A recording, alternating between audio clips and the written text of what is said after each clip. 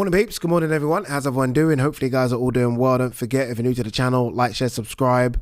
Boy oh boy, we've got a lot to talk about. This might be a long video, people, and I'm talking like 30-40 minutes long. So I suggest you pause the video, go make yourself a brew, a strong one, come back, and let's get into these talking points. And there are so many talking points. I never normally do this, but I had to write them down so I don't miss out on something.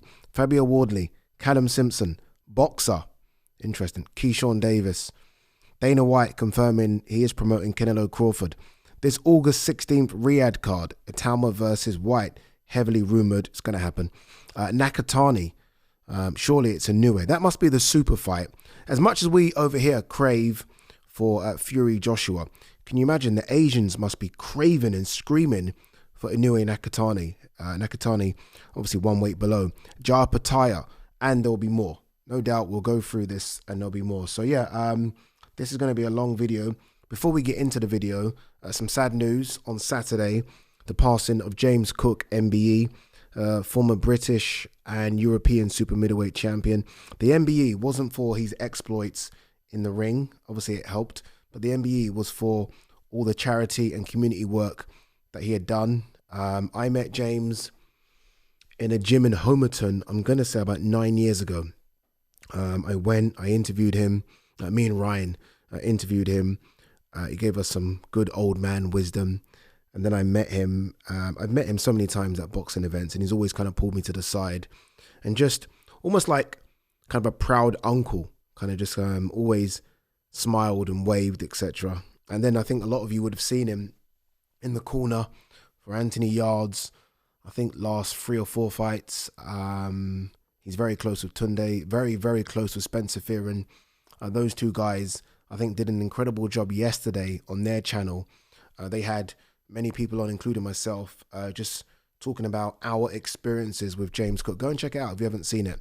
I got very emotional just because, again, James, again, gave me proper old man wisdom. And when he saw me, he was just so proud that he saw me in the ring doing my stuff. So I got emotional with it. But look, go and check it out. A couple of very, very quick things. Obviously, the newsletter is up and running. It's flying. Thank you so much to everyone that has signed up to the newsletter. We talk about so much on the newsletter. It isn't just boxing. Again, it's football. It's mental health. It's so much. Please sign up. The link is in the description. Phil, that does the work on the newsletter, I think does an incredible job. And if you're not signing up for me, sign up for Phil. Sign up for Phil. The look back, I filmed it yesterday, Darren Barker and myself. Fantastic episode. I know I'm saying it because I want you guys to watch it, but honestly, fantastic. Darren just gives a different insight into fights. Like when it's someone sitting with you that's been there and done it, and Darren obviously a former IBF middleweight champion, you have to listen. And we did. In fact, I don't want to tell you what fight we did, but it's a good fight. It's a good fight. And one of the fighters on that fight is fighting this weekend, so it kind of made sense. So that's why we did that fight. Okay, let's get into this. Again, there is quite a lot to talk about. Let's talk about Mr. Fabio Wardley. There's a line here, and it says, "I can't keep taking years off my life." Interesting way to think about it. Obviously, look, he took a bit of punishment on Saturday. I want to applaud him before we even get going. The Fabio journey and story, and it's been told, and you guys are probably tired of hearing it, but I'm going to keep saying it, is incredible. Like, Fabio is 30 years old, I think, 29, 30. Fabio first picked up a pair of gloves 10 years ago. Do you know how crazy that sounds? Carl Frampton actually said he's making a mockery of the sport. Like, it shouldn't be that easy to do what Fabio's doing. Okay, a good example of this. This is actually quite a good example. Bear in mind, think about this for a second. Bear in mind where Fabio is. Jake Paul probably picked up a pair of gloves for the first time 10 years ago as well. Think about that. And look at what Jake Paul's fighting. No disrespect to Jake, but look at what Jake Paul's fighting. Look at what Fabio is doing. Fabio really should be where Jake Paul is. Yeah, Fabio is ranked #1 with the WBA, and Fabio got nearly 20,000 to Portman Road on a wet and windy night in Ipswich. Like, Fabio needs to be applauded for where he's got to. Like, no one would have predicted that Fabio and Callum Simpson would be stadium fighters now. No one would have predicted that.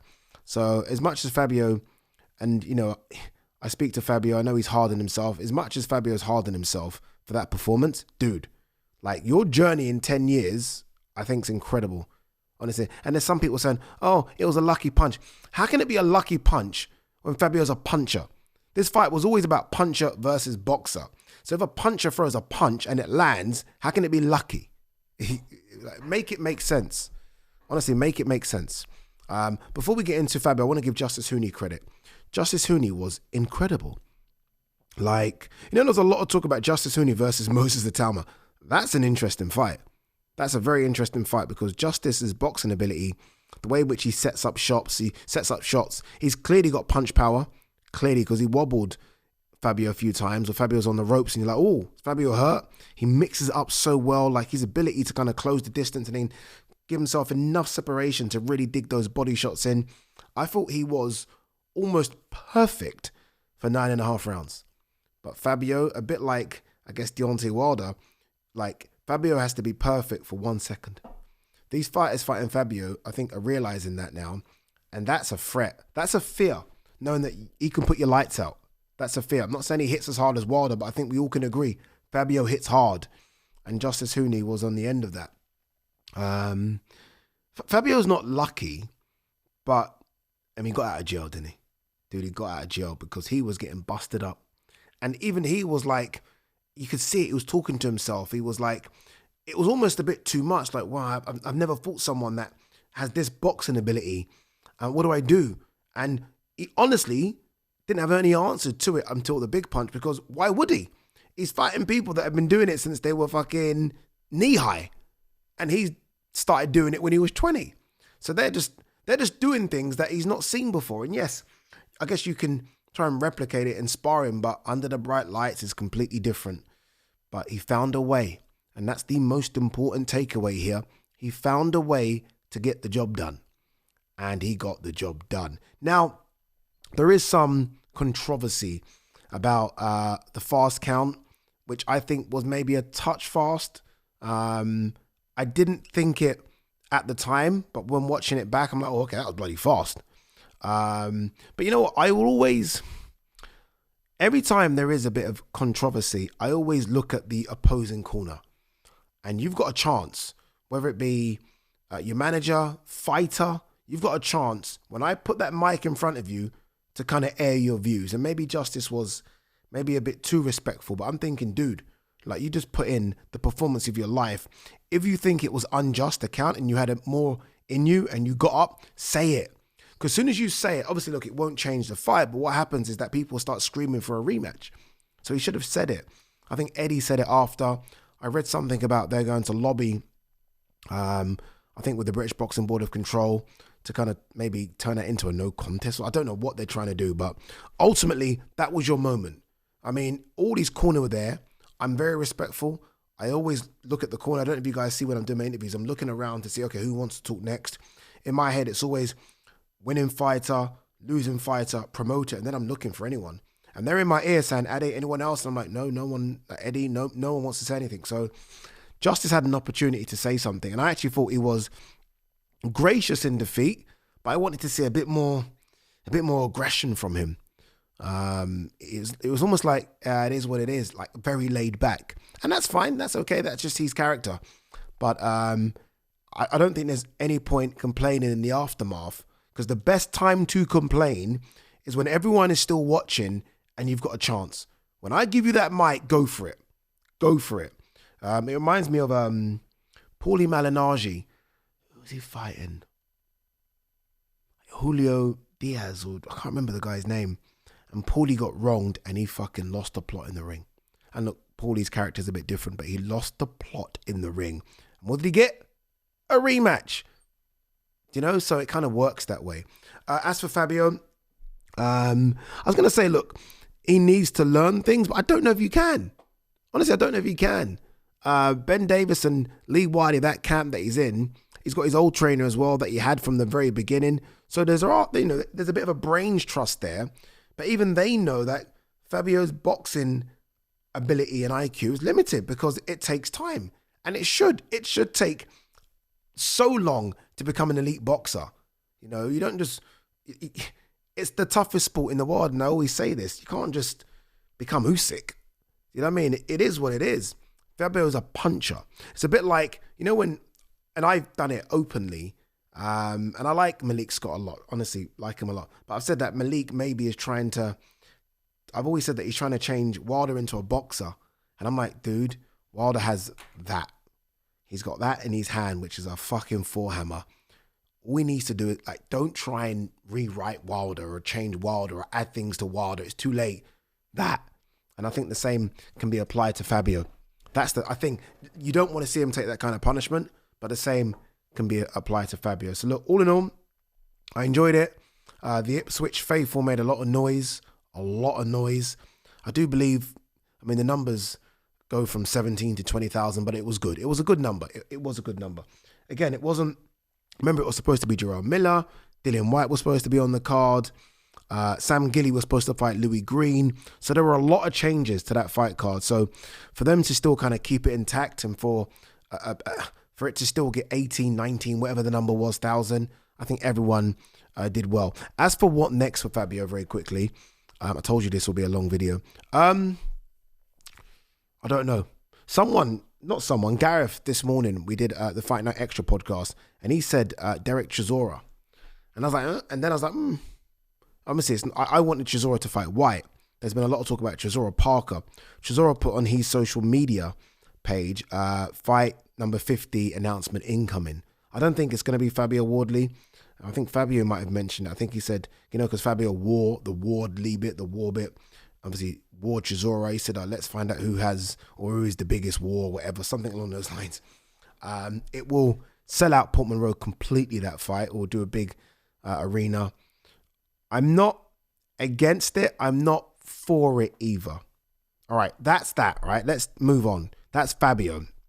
A couple of interesting undercard fights. Mike Perez got the job done against, my brain has gone, I should know this, and a lot of you got Stephen Ward. Whew. Stephen Ward, it is right, yeah. I got the job done. Mike Perez is 39. He looked 39. There were elements where he looked really good, and when he put it together, he looked really good. Alois Jr. was ringside. There's obviously so many fights that you can have over here with cruiserweights that are sort of on the cusp of becoming world cruiserweights, or guys that are coming maybe, like a fight against Chef Clark, who's European level, could be a big one. But I think Mike Perez says he wants Jaya Pataya. Don't know about that. In saying that, Mike Perez has only lost 3 times. Marius Bradis, Povetkin, and who else? Bryant Jennings. Bryant Jennings was a split decision. It's weird because when I was on the broadcast, I forgot one of their names and it quickly came back. It felt like I forgot for about 5 minutes. I watched it back. It was like 2 seconds. But in my head, I was like, my God, I've completely malfunctioned here. So, yeah, Mike Perez can cause Jai problems. Mike Perez will be better than the guy at Jai fought, right? I think that's fair, but I just don't see if he's going to get that. All right, what other subjects have we got to talk about here? Boxer. Obviously, Ben Shalom, Sky and Boxer have confirmed that they are parting ways. Sky will not renew their contract with Boxer. It's been, 4 years? And I was trying to think to myself, has it been a successful 4 years, or has it been I'm trying to grade it.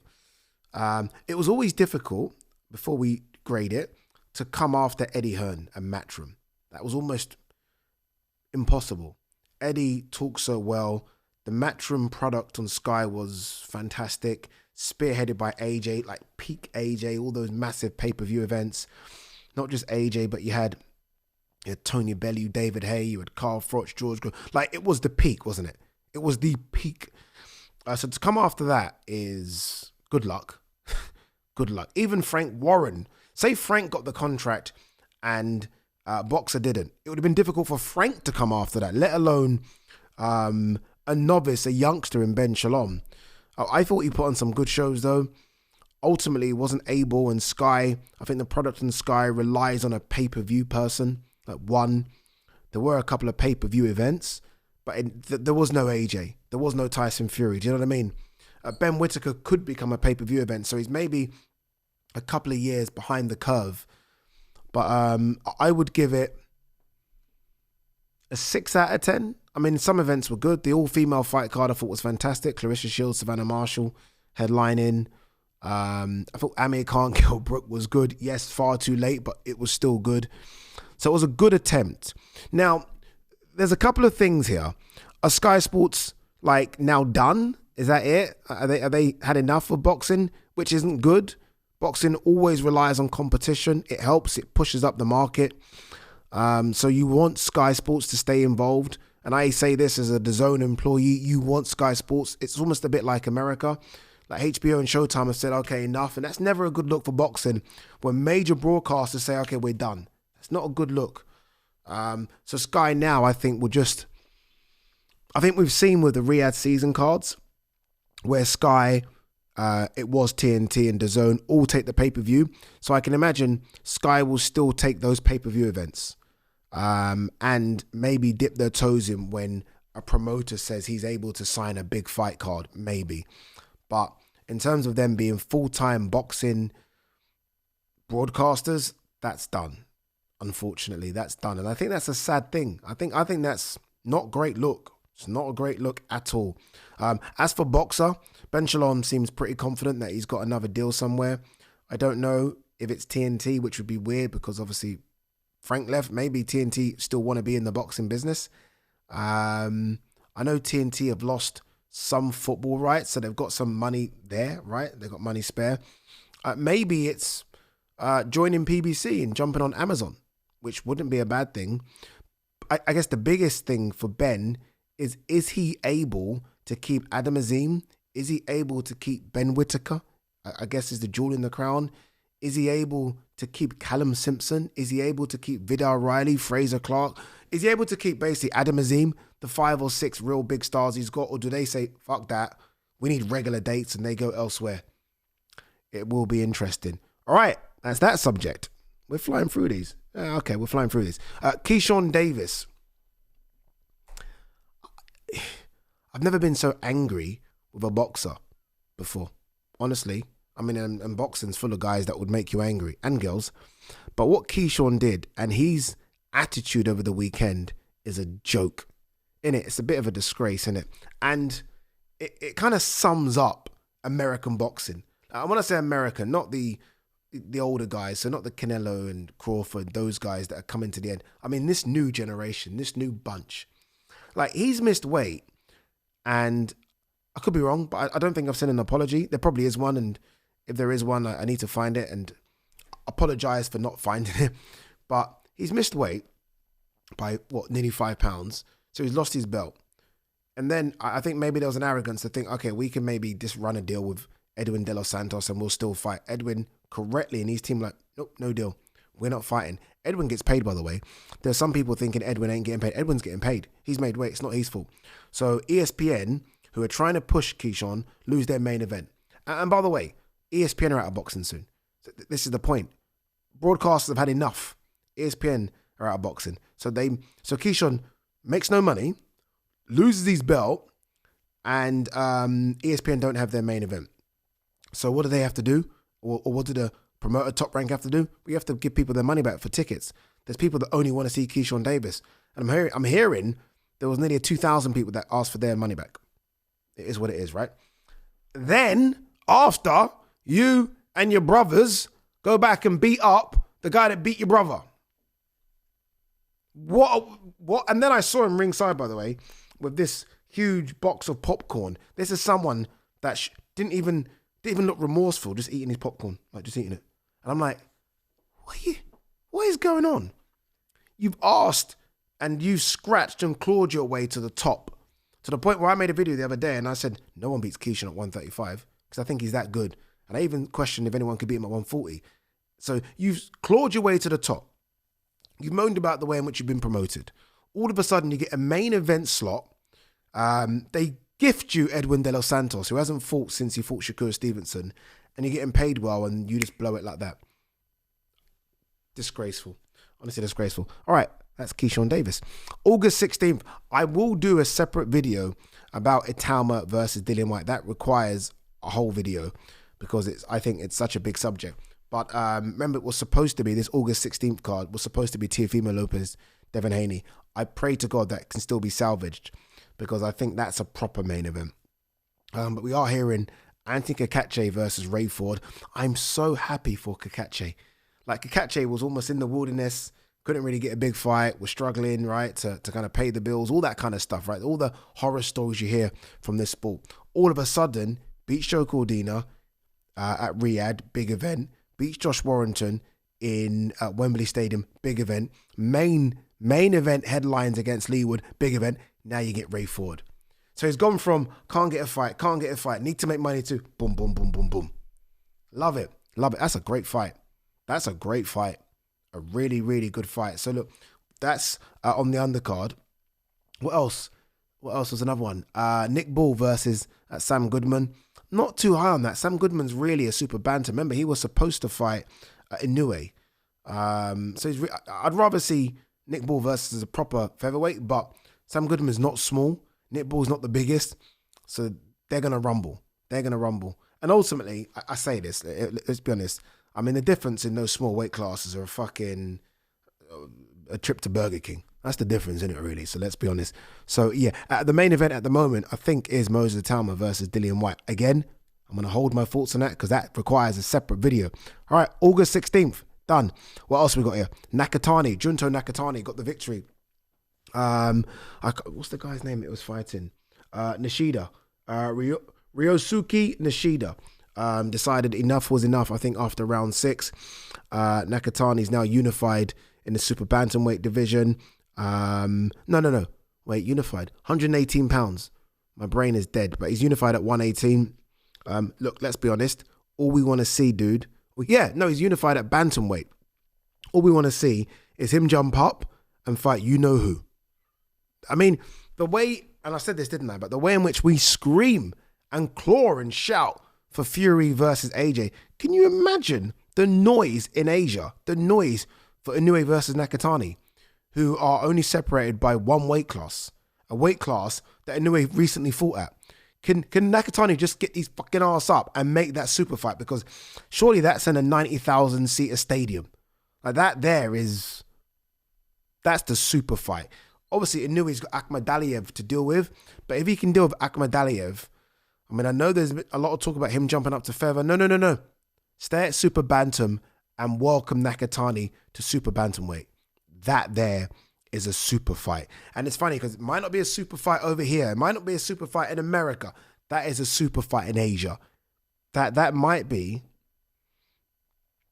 the biggest all Asian fight ever. I was going to say the biggest fight in Asia. I think the biggest fight in Asia is still Mike Tyson versus Buster Douglas.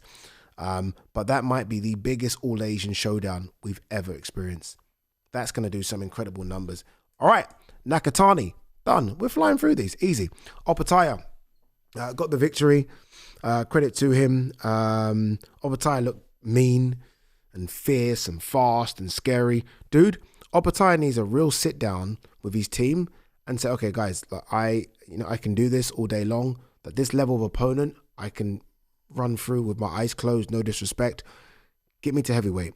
If you cannot get me Zerdo, and Zerdo fights in 3 weeks' time. If you cannot get me Zerdo, I expect Zerdo to win, then I'm going to heavyweight because I need to mix it with the big boys. I'd love to know what Opataya walks around at to make 200 pounds.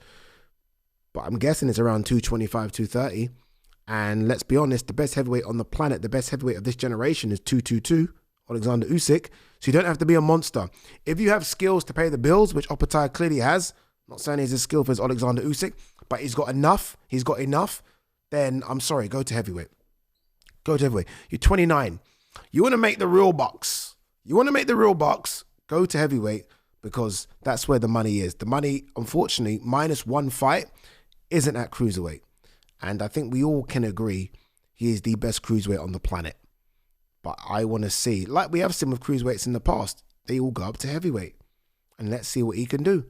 It's not the land of the giants. I mean, a lot of the guys there now, a lot of the big boys, Danny Dubois, 240? Moses Talma, 250. Obviously, there are a few exceptions. Bacoli, Zhang, Fury. But most of them now are around that 250 mark. So I think I give him a really good chance to fucking starch a lot of them. honestly, I actually would say there's only about 3 or 4 heavyweights right now off the top of my head that I think can beat him. And that number could get smaller. That's how good I think Opetaia is. I'm very high on Opetaia. As is, I am on Callum Simpson, who, I don't know if this is true, but someone did tell me there were nearly 12 to 15,000. 12 to 15,000? You know, when like we try to make stars, don't we? Like we go through the list and we're like, okay, he should be a star or she should be a star. Stars happen organically. Like Callum Simpson is one of those names where a year ago, you're not thinking Callum Simpson's a star. All of a sudden, he's done it the organic and traditional route, right? English, British, Commonwealth, European. He can do very good numbers in a stadium. So basically that means he fills out arenas. He's almost a star that we didn't expect. So it happens organically. Let it happen. Fabio Wardley's another example. Fabio Wardley 5 years ago, if you say that he's filling out Portman Road, you'd be like, whatever. Filled out Portman Road. So let's see what Callum Simpson can do. I think the fight that he wants and the fight to make is Hamza Shiraz. If Hamza Shiraz comes past Edgar Berlanga, Hamza Shiraz will think of it as a step back. He will. But it's a big fight. It's a very big fight. Nothing better than a domestic dust-up. Nothing. And look, there are 2 guys in the 168-pound division, which isn't over here a great division, but worldwide, removing Canelo is actually quite a competitive division. I think we saw that with Caleb Plant last weekend, right? I mean, anyone can beat anyone. Edgar Berlanga's still floating around. Christian Mbili, who for some reason no one talks about, is there. So there are some really good fighters at 168 pounds. But I think Callum Simpson needs to add his name to that list. He got knocked down, regrouped, came back, and does what Callum Simpson does, which is grinds out a very good victory, strong victory. So yeah, that's that. All right. What else? Wait, what else have I got on this list? Dana White. Dana White has confirmed that he is promoting the Canelo Alvarez Terence Crawford card. What we don't have confirmation of yet is where, which is quite a big deal, right? I mean, people want to buy their tickets and plane tickets and hotel tickets in advance and stuff like that, hotel reservation. And we don't have a where in terms of broadcaster. Everything seems to be pointing to Netflix, but who knows? I mean, DAZN have clearly done, I think, 99% of these Turkey cards. In fact, I'd say all of them, haven't they? I think done all of them. So it would be strange to not see it on DAZN. But as a fan, regardless of where it is, I'm going. I think that's going to be sensational. I believe there might be a press conference soon for it. But yeah, I'm definitely going to go to wherever that fight is. And if it's on DAZN, fingers crossed, your boy's working, but I don't know about that, boy. Don't know about that. All right, anything else? What else we got? Oh, look at that. Kind of what I just alluded to. George Groves, super middleweight isn't what it used to be. It still is a good division, but Canelo's almost like held the division up. Because, I mean, let's be honest. If Canelo was fighting the fights that we wanted to, Benavidez would have still been at super middle and David Morrell. And again, you add those names into the mix with what we've got in super middle, and that's one hell of a division. But they couldn't get the fights they wanted, so they jumped up to 175. But it is a good division still. It is. 2 seconds, people. Just trying to see if there's anything else. Pierce O'Leary beat Liam Dillon. It was an okay performance. It wasn't the greatest. Liam Dillon looked better. Liam Dillon it's a great example of go up a couple of weight classes and all of a sudden he looks like he can absorb the shots a bit more. He's got the speed on guys. Remember, Liam Dillon was a British super featherweight champion, got beat by Reece Bellotti. And who else beat him? Garner beat him. Garner actually takes on Bellotti soon. That's going to be a good fight. So, yeah. It wasn't the greatest from Pierce O'Leary, but again, the most important thing, get the W. And he got the W. All right, I think that is it. Franchon Cruz DAZN got the victory. I haven't seen the fight, so there's no point talking about Josh Kelly. Josh Kelly beat Flavius Bia. I'm sorry, I can't take it serious. I like Josh. I love his team. I love Adam Booth. But unless Josh is fighting people of note, I can't take it serious. There are too many names at 154 or 160 for Josh Kelly, who is highly skilled to be fighting these guys. And not only that, but if you're a viewer, right? If you're a ticket buyer that went to that fight on Friday, I believe it was, you're not going to buy another ticket until he's in there with someone. I mean, we all respect and love Josh Kelly, right? But come on, what are we doing? There's so many good names. So yeah, I don't know what they do. All right, anyway, guys, girls, we are done. How long was this video? 30 minutes. Jesus.